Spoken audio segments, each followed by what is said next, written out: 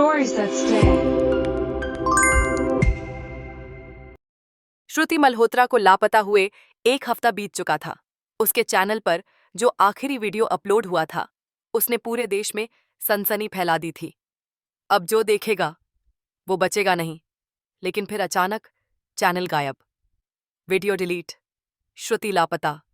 Delhi police, media और social platform सबने मामले को गरमाया, लेकिन कोई सुराग नहीं मिला। तब उसके दोस्त और पत्रकार अद्वैत चौहान ने फैसला लिया, अब मैं जाऊंगा मकान नंबर 47। अद्वैत पहली बार सांवली गली आया था। मकान नंबर 47 अब बंद था, लेकिन गली के लोगों में फिर से बेचैनी लौट आई थी। वो घर अब और भी डरावना लगने लगा था। टूटे दरवाजे, काई जमी दीवारें और एक नई चीज। दरवाजे पर कोयले से लिखा था, मैं जिंदा हूं, वापस मत आओ। लेकिन अद्वैत रुका नहीं। वो अंदर गया, कैमरा ऑन किया और फाइलों की तलाश में श्रुति का कमरा खंगालने लगा। अचानक उसे दीवार के पीछे से धीमी सी आवाज सुनाई दी, मत खोलो। श्रुति के कैमरे की बैटरी बदलकर अद्वैत ने एक रिकॉर्डिंग चलाई। श्रुति की आवाज थी, अगर ये रिकॉर्डिंग चल रही है तो शायद मैं अब वहां नहीं हूं। पर रणवीर मरा नहीं है, वो कहीं नीचे है। और डॉक्टर वर्मा, वो भी जिंदा है। अद्वैत चौंक गया। उसने नक्शा निकाला और फिर उसी जगह खुदाई शुरू की जहां श्रुति ने खुदाई की थी। 4 घंटे की मेहनत के बाद वह उसी सीढ़ियों तक पहुंचा। अंधेरे में जाती पत्थर की पुरानी सीढ़ियां। नीचे पहुंचते ही उसे वही लैब मिला।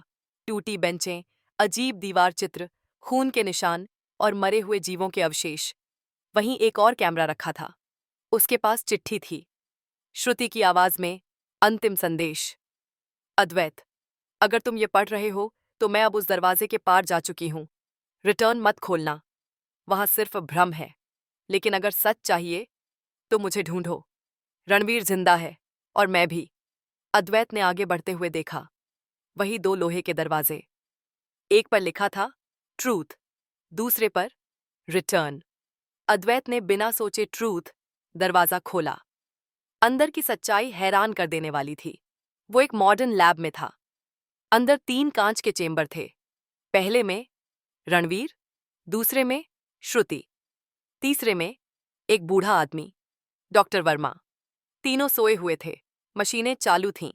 मॉनिटर पर लिखा था, सस्पेंडेड सिम्युलेशन, सब्जेक्ट स्टेबल।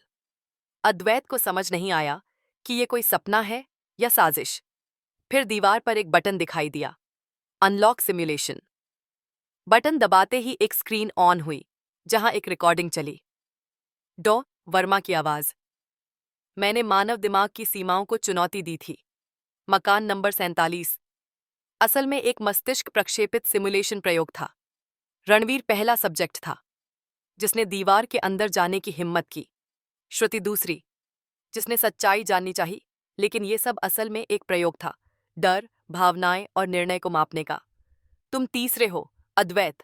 अब तुम्हारा निर्णय तय करेगा, ये सिमुलेशन टूटेगा या चलता रहेगा।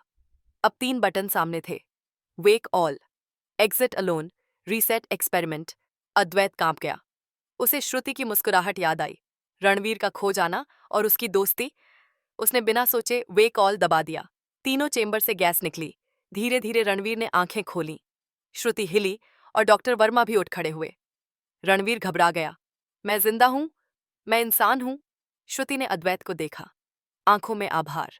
डॉक्टर वर्मा मुस्कुराए, अब तुम्हारा डर खत्म हो गया, अब सच्चाई तुम्हारे साथ है। अगले दिन सांवली गली में हलचल थी। श्रुति ने एक नई वीडियो पोस्ट की, the truth behind the wall, हम सब लौट आए हैं। वीडियो में उसने सब दिखाया, लैब, सिमुलेशन, डॉक्टर वर्मा की मंशा। देश भर में हंगामा मच गया। कई लोग डरे, कई चकित, लेकिन सबसे बड़ा रहस्य था, क्या मकान नंबर 47 अब भी शापित है? श्रुति मुस्कुराई, कैमरा ऑन किया और बोली, अब दीवारें चुप नहीं हैं, वो गवाह बन चुकी हैं।